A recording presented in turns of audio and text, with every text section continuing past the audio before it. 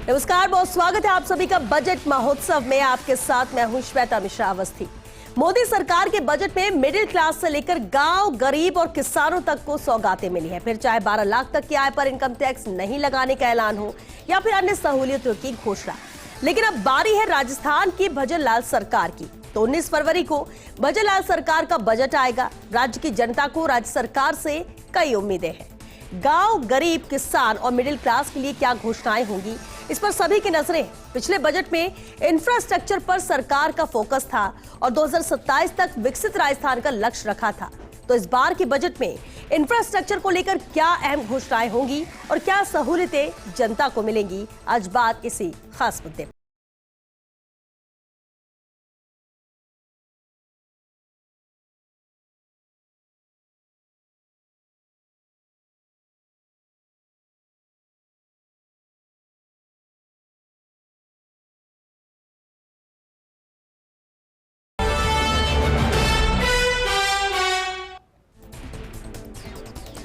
और चलिए इंफ्रास्ट्रक्चर पर बात करते हैं, क्योंकि इंफ्रास्ट्रक्चर को लेकर उम्मीद बहुत ज्यादा है। माना यह जा रहा है कि इस बार का जो बजट का आकार है वो 5 लाख करोड़ से ज्यादा का हो सकता है और फोकस इंफ्रास्ट्रक्चर को लेकर हो सकता है। वीएस सुंडा जी हमारे साथ है, पूर्व निदेशक अभियांत्रिकी जेडीए से। वीएस सुंडा जी, आपका बहुत स्वागत है। खास मेहमान हमारे साथ जुड़ चुके हैं, चंद्रशेखर पराशर जी भी हमारे साथ हैं, पूर्व नगर नियोजक है। आपका बहुत स्वागत है चंद्रशेखर जी। और साथ ही हमारे साथ अभिषेक श्रीवास्तव जी है, एसोसिएट एडिटर है। अभिषेक जी, आपका भी बहुत स्वागत है। शुरुआत करते हैं, क्योंकि जब ये माना जा रहा है कि फोकस इंफ्रास्ट्रक्चर पर होगा, वीएस सुंडा जी, अहम यह है कि इंफ्रास्ट्रक्चर पर इसलिए भी फोकस है क्योंकि अभी ही राइजिंग राजस्थान समिट हुआ है, जिसके बाद कई करोड़ के एमओयू साइन हुए हैं और माना जा रहा है कि उस आधार पर उसे देखते हुए भी जो बजट राजस्थान का आएगा उसमें इंफ्रास्ट्रक्चर के मद्देनजर एक बड़ा पैकेज हो सकता है, बड़ा फोकस हो सकता है। क्या लगता है आपको कि उम्मीद इस बार इंफ्रास्ट्रक्चर के मद्देनजर, राजस्थान के विकास के मद्देनजर इस बजट से क्या की जा रही है? देखिए, किसी भी राज्य में या किसी भी देश में जो इकोनॉमिक डेवलपमेंट है वो सब निर्भर करता है इंफ्रास्ट्रक्चर डेवलपमेंट पर जी। ये ढांचागत विकास जब तक किसी देश या राज्य में नहीं होगा तब तक इकोनॉमिक ग्रोथ नहीं हो सकती और वहाँ के नागरिकों का जो जीवन स्तर है वो जो बढ़ाने का जो मुख्य उद्देश्य सरकारों का यह रहता है वो नहीं हो सकता। इंफ्रास्ट्रक्चर का जहाँ तक बात करें, इंफ्रास्ट्रक्चर का केवल मतलब सड़कें या रेल से ही मतलब नहीं है। इंफ्रास्ट्रक्चर का मतलब सड़क, ये यातायात हैं, फिर एनर्जी है, पावर है, हॉस्पिटल्स हैं, एजुकेशन है, सोशल इंफ्रास्ट्रक्चर है, बहुत सारी चीज़ें हैं इंफ्रास्ट्रक्चर की जो कि इसमें देखी जानी चाहिए। और एक सामूहिक जब इंफ्रास्ट्रक्चर डेवलपमेंट होगा तभी होगा। जहाँ तक राजस्थान का सवाल है, क्षेत्र की दृष्टि से भारत का सबसे बड़ा राज्य है और यहाँ पर इंफ्रास्ट्रक्चर की अभी बहुत आवश्यकता है। अभी हम काफ़ी पीछे हैं इंफ्रास्ट्रक्चर डेवलपमेंट में और मुझे उम्मीद है कि ये सरकार इस इंफ्रास्ट्रक्चर डेवलपमेंट में इस वर्ष बजट में अच्छा प्रावधान करेगी। और प्रावधान, सरकारी प्रावधान के अलावा मैं तो ये कहना चाहूँगा कि इंफ्रास्ट्रक्चर में जब तक आप प्राइवेट पार्टनरशिप नहीं करेंगे, पीपीपी को जब तक आप इस इंफ्रास्ट्रक्चर में नहीं लाएंगे तब तक केवल सरकार के भरोसे इंफ्रास्ट्रक्चर का विकास नहीं किया जा सकता। ठीक, और दिखते हैं। बिल्कुल चंद्रशेखर जी, अब इससे पहले भी हम, अभी तो खैर बजट आ रहा है, लेकिन जब हम राजस्थान की बात करते हैं, राजधानी जयपुर की बात करते हैं, बहुत सारी समस्याएं देखने को मिलती है। फिर बारिश के समय भी स्थितियां किस तरह से बिगड़ जाती हैं, सड़कों के मद्देनजर मजबूती की बात कही जाती है। और जब बजट आता है तो इन सबसे उम्मीदें होती है कि बहुत सारी है जो तस्वीर बदलने के लिए वो वक्त आ गया है। सरकार का फोकस आपको क्या लगता है किस पर होना चाहिए इस बजट में? श्वेता जी, जैसा कि आपने बताया कि राज्य का भी और शहर का भी आपने नाम लिया जी। आधारभूत संरचना जो है राज्य के लिए भी उतनी महत्वपूर्ण है और ग्रामीण के लिए भी उतनी महत्वपूर्ण है और शहर के लिए भी उतनी महत्वपूर्ण है। और इन सब के लिए जब बजट प्रावधान अगर करना है तो निश्चित रूप से लॉन्ग टर्म जो है योजनाएं बना के, क्योंकि इंफ्रास्ट्रक्चर पे लागत बहुत ज़्यादा आती है, समय भी बहुत ज़्यादा लगता है और जो ज़्यादातर जो जितने भी जो ये इंफ्रास्ट्रक्चर है उनसे डायरेक्ट राजस्व प्राप्त नहीं होता, परोक्ष रूप से राजस्व प्राप्त होता है और उसकी मजबूती से ही आपका आर्थिक विकास होता है। अगर जैसे आप सुंडा साहब ने जिक्र किया तो मैं इसको 3 रूप में देखता हूँ, फिजिकल इंफ्रास्ट्रक्चर, भौतिक इंफ्रास्ट्रक्चर कह लीजिए, सोशल इंफ्रास्ट्रक्चर और तीसरा आजकल जो बहुत महत्वपूर्ण होने जा रहा है डिजिटल इंफ्रास्ट्रक्चर। तो मैं डिजिटल के अगर बात करूं तो ये कनेक्टिविटी की बात है, सोशल की बात करूं तो आपका हॉस्पिटल है, शिक्षा है, और सोशल जितनी भी एमिनिटीज यूटिलिटीज है उनका स्तर, उनकी संख्या, उनकी गुणवत्ता और उनका वितरण, ये सारी वितरण इसलिए कह रहा हूं कि राज्य का बजट है। तो ऐसा नहीं है कि कोई कुछ ही क्षेत्रों में उनका वो हो जाए पोलराइजेशन, और उसका वितरण बराबर होना चाहिए। समग्र विकास के लिए ये आवश्यकता है। भौतिक की जहाँ तक बात है, जो आम जनता जो सोचती है, जिसमें आपका ब्रिजेज हैं, सड़कें हैं, कनेक्टिविटी और भी है, तो इनके लिए भी आपको पूरा एक कहना चाहिए विजन लेके काम करना चाहिए। और विजन में रीजनल कनेक्टिविटी पे बहुत ज़्यादा ध्यान देना पड़ेगा। अगर राजस्थान को देखते हैं, जिसको मैं मिसिंग लिंक कह सकता हूँ, कहीं ऐसे रोड लिंक्स हैं या कहीं ऐसे रेलवे लिंक्स हैं, बरसों से हम देखते आए, सुनते आए, पढ़ते आए, पर उन पर जितनी दृष्टि पड़नी चाहिए या उसकी प्राथमिकता पे जो ले लेना चाहिए नहीं हुआ।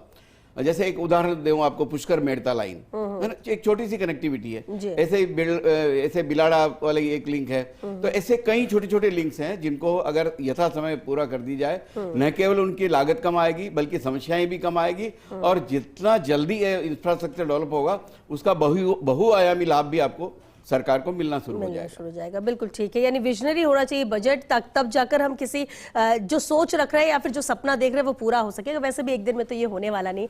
अभिषेक जी हमारे साथ बने हुए लगातार। अभिषेक जी, अब जब हम जेडीए की बात कर लें या फिर वो मजबूत कंधे प्रदेश के जिस पर जिम्मा होता है विकास का, जिसमें जिम्मा होता है कि एक तो खूबसूरती भी काम रहे और लोगों को सुविधाएं मिल सके, इस बजट में इंफ्रास्ट्रक्चर की बात तो की जा रही है और माना ये जा रहा है कि औद्योगिक इकाइयों को लेकर भी कई नई घोषणाएं हो सकती हैं।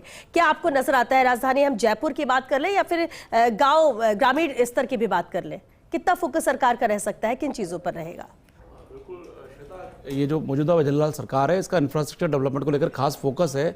जो इन्होंने पहला बजट पेश किया था, जो कि लेखानुदान जो पेश किया था 8 फरवरी को, उसमें अगर हम जयपुर की ही अगर हम बात करें तो उस दौरान हाईटेक सिटी की घोषणा की थी कि जयपुर के नजदीक एक हाईटेक सिटी बनाई जाएगी। इसके अलावा मेट्रो पर भी फोकस है। तो मेट्रो को लेकर ये कहा था कि इसको अंबावाड़ी से बढ़ाकर विद्याधर नगर तक लेके जाएंगे।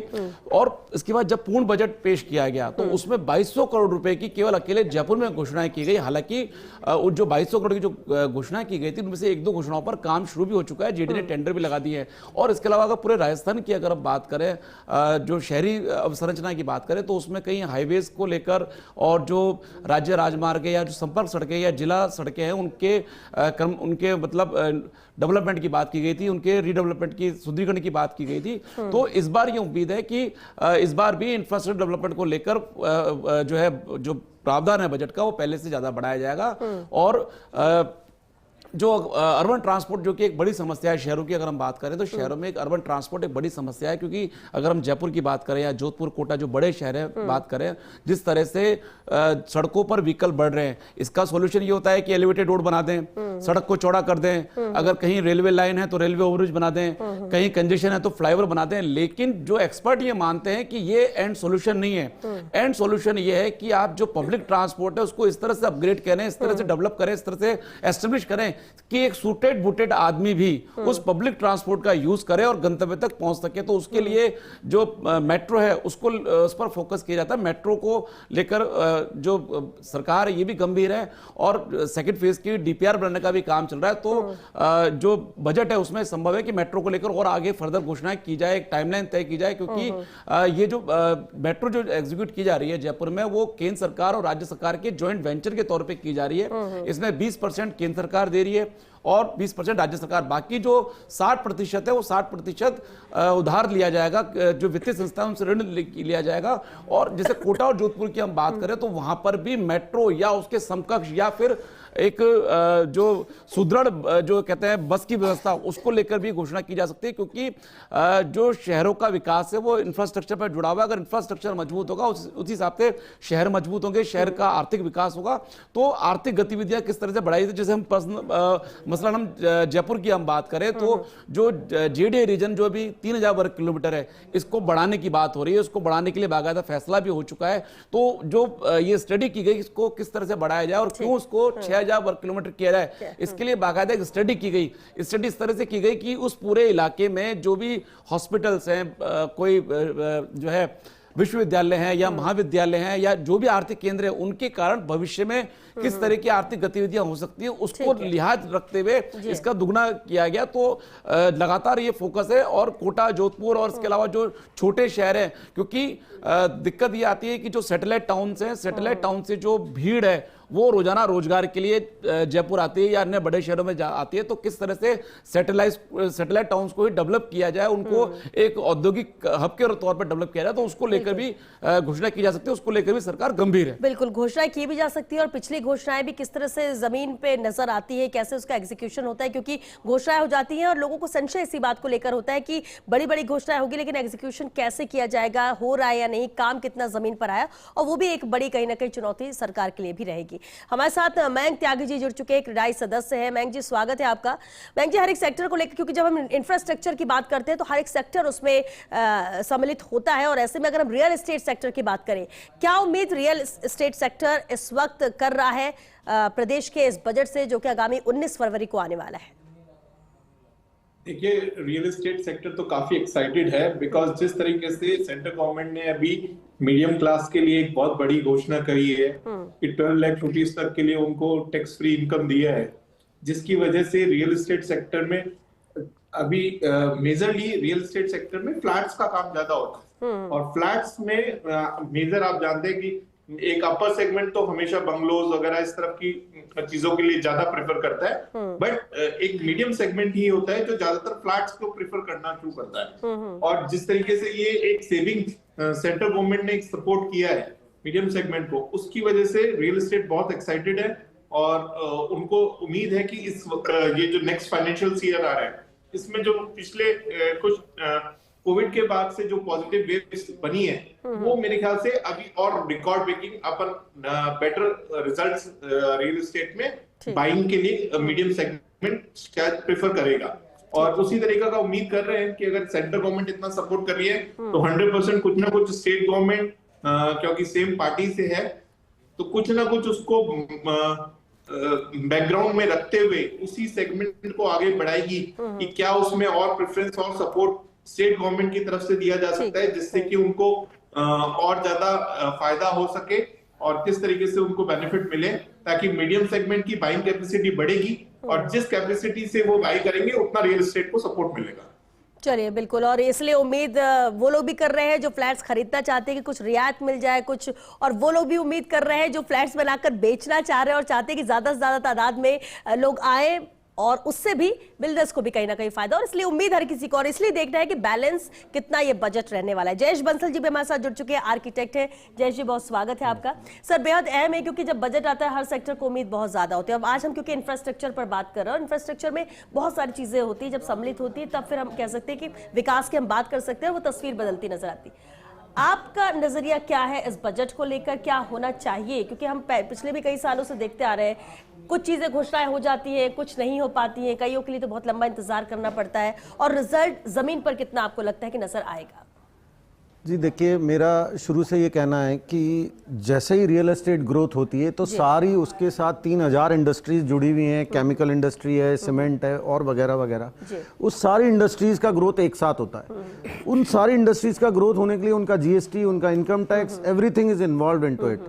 सो अगर मिडिल इनकम ग्रुप को हमें बढ़ाना है तो मैं ऐसा सोचता हूं कि स्टैम्प ड्यूटी को अगर हम किसी तरह से रेगुलाइज कर लें, स्टैम्प ड्यूटी ही एक ऐसी चीज है कि जब वो एक मिडिल इनकम ग्रुप वाला फ्लैट खरीदने जाता है, सपोज 40 लाख का फ्लैट करता है, एंड में वो, मैं देखता हूँ रोजमर्रा की जिंदगी में कि सर हमारे पास स्टैम्प ड्यूटी के पैसे नहीं है, पैसे पूरे दे दिए, वो स्टैम्प ड्यूटी के पैसे नहीं दे पाता तो वो आगे रजिस्ट्री नहीं करा पाता, कई बार 6 महीने नहीं करा पाता, बैंक ही प्री EMI देता रहता है, बड़ी मुश्किल से जुगाड़ता है। वो अगर स्टैम्प ड्यूटी पे हम अगर कुछ शिकंजा कस लें, स्टैम्प ड्यूटी पे रियायत सरकार अगर दे दे तो ग्रोथ तो पूरी होएगी ना। ग्रोथ जीएसटी के टर्म्स में होगी, इनकम टैक्स के टर्म्स में होगी, बाकी पूरे इतने सारे 3000 एसेसरीज एंशियरी एक्टिविटीज हैं जो कि इंडस्ट्री से जुड़ी हुई हैं, उनके साथ होगी। सेकंड है जो इन्होंने पहले सब्सिडी की थी लोअर इनकम ग्रुप के लिए, और अभी मैंने सुना है कि गवर्नमेंट ऑफ इंडिया ने 2 लाख की सब्सिडी और दे दी है, उससे भी काफ़ी बूम आएगा। ये 2 चीज़ें हैं जो कि काफ़ी कुछ हेल्प कर सकती हैं आने वाले बजट के अंदर रियल एस्टेट सेक्टर में। बिल्कुल। वी सुंडा जी, अब क्योंकि अलग अलग सेक्टर को लेकर बिल्कुल बेहद अहम पॉइंट्स का भी जिक्र किया इन्होंने कि अगर स्टैम्प ड्यूटी में भी रियायत मिल जाए। वैसे कहते हैं कि दो पार्ट है, एक अगर लीकर की बात कर ले और उससे रेवेन्यू सरकार को अच्छा आता, दूसरा डीजल पेट्रोल में वैट को लेकर था कि शायद कुछ रियायत दे, तो वो भी मुमकिन नहीं लगता है इस बार। लेकिन दोनों चीजों के अलावा इससे इतर क्या आपको लगता है कि राहत सरकार दे सकती है, ज्यादा फर्क नहीं पड़ेगा? क्योंकि सरकार को अपना भी बजट देखना होगा, उस लिहाज से ही बजट में आम जन को क्या दे सके वो फैसला लेना होगा। देखिए, ये जो इंफ्रास्ट्रक्चर डेवलपमेंट है, ये जो जयेश बंसल साहब ने जो कहा, वो तो स्टैम्प ड्यूटी तो एक लिमिटेड नंबर ऑफ लोगों के लिए ही फायदा पहुंचेगा। मेरा ये मानना है कि राज्य में इंफ्रास्ट्रक्चर डेवलपमेंट के लिए कई चुनौतियां भी हैं। चुनौतियां हैं, लैंड एक्विजिशन की चुनौतियां हैं, जहां हाईवे बनता है वहां लैंड एक्विजिशन में अटक जाता है, क्लियरेंसेज में एनवायरनमेंट क्लियरेंस है, फॉरेस्ट क्लियरेंस है, उनमें अटक जाता है। और जैसा अभी पाराशर साहब कह रहे थे, रेल लाइन का बात कर रहे थे, हमारे राज्य के बहुत सारे जिले तो ऐसे हैं जिनमें रेल लाइन ही नहीं है आज, जबकि वहां खनिज संपदा बहुतायत में है और उस खनिज संपदा के दोहन के लिए, ट्रांसपोर्टेशन के लिए हमारे पास एक उपयुक्त साधन जो रेल है वो नहीं उपलब्ध है।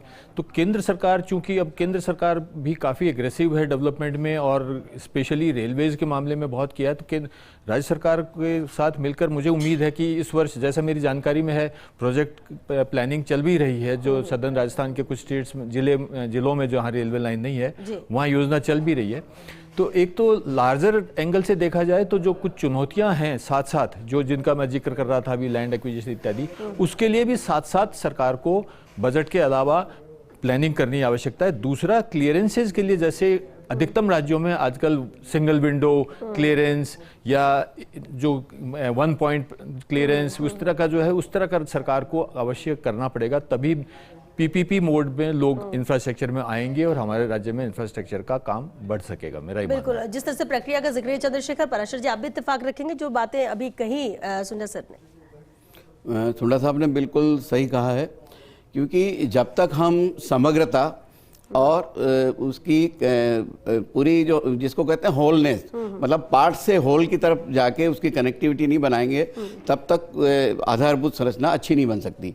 और आधारभूत संरचना को केवल हमारी डे टू डे लाइफ के लिए ही जरूरी नहीं है, हम उसकी गुणवत्ता इस स्तर तक बढ़ाएं कि हमारी जो क्वालिटी ऑफ लाइफ जिसकी हम बात करते हैं वो भी ऊंची है। अभी तो हम जिसको कहते हैं कि आग लगी है और आग बुझा रहे हैं, यहाँ इंफ्रास्ट्रक्चर, अभी यहाँ पुलिया चाहिए, अभी तो बना दो, ये जब तक हम लॉन्ग रेंज में हम वो काम नहीं करेंगे तब तक ठीक नहीं होगा। अभिषेक जी ने जहाँ तक बात की कि जेडीए में, चूंकि नगर नियोजक हूँ तो मैं थोड़ा अर्बन एस्पेक्ट पे ही बात ज्यादा कर लूंगा, तो उसमें अगर बार बार फ्लाईओवर बना देना या सड़क को फ्रीज कर देना, इसको मैं इसकी इलास्टिसिटी खत्म कर देना।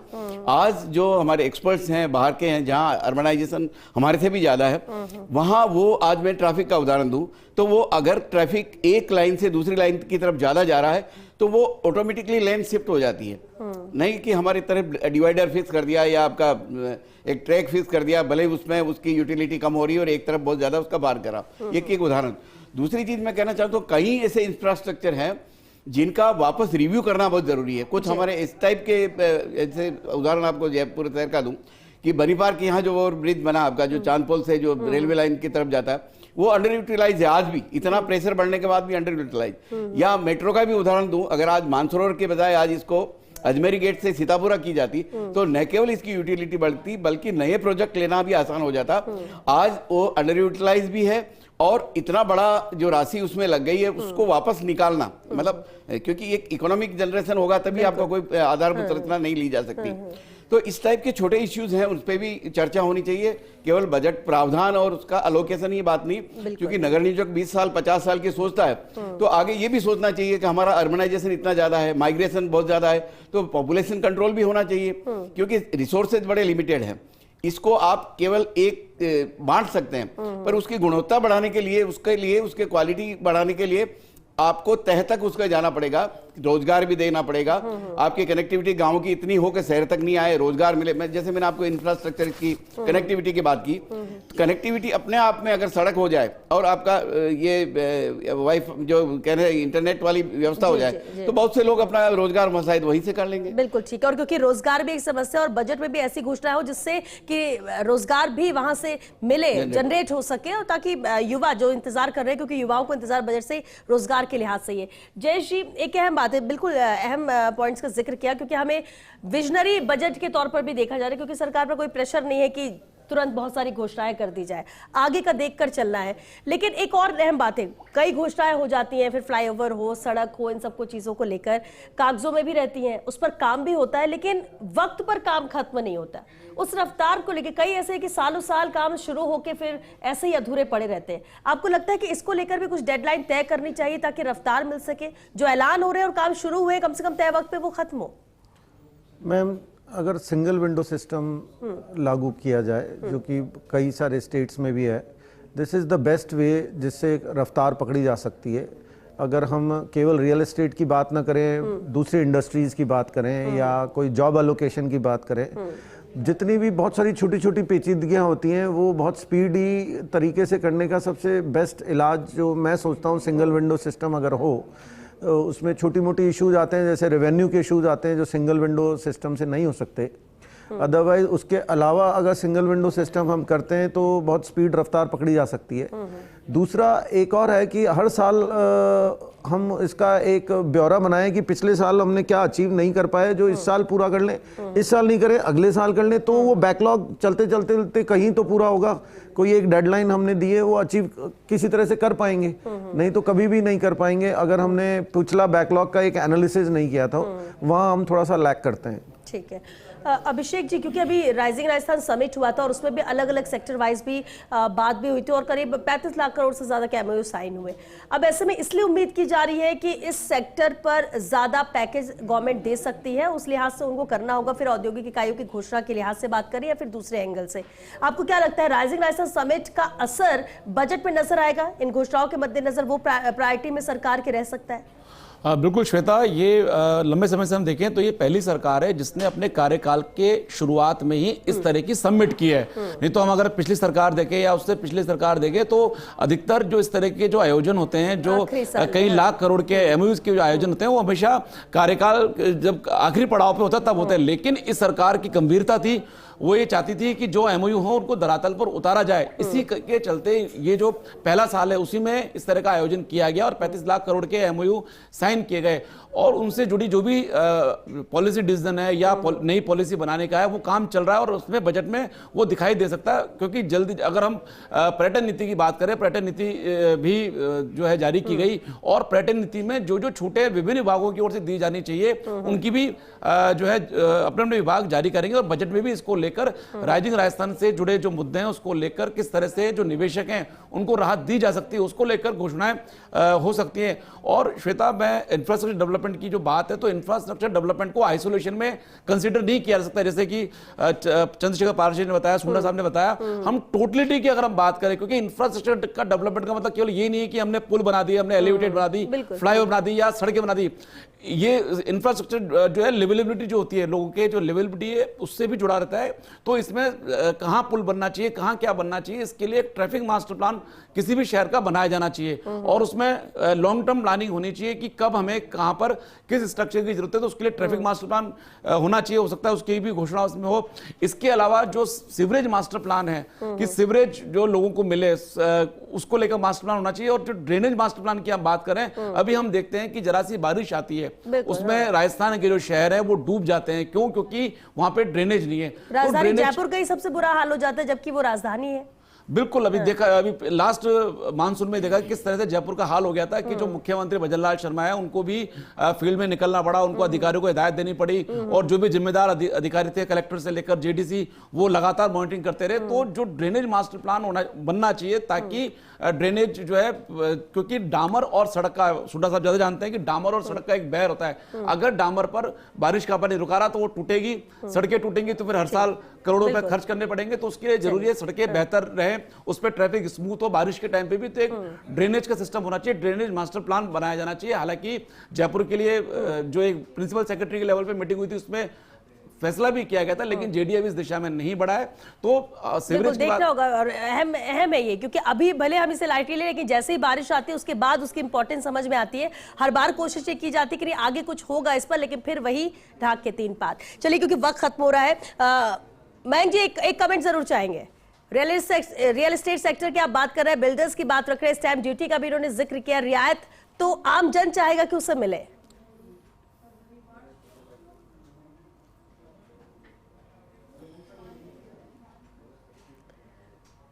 मयंक जी म्यूट है शायद आपका ऑडियो।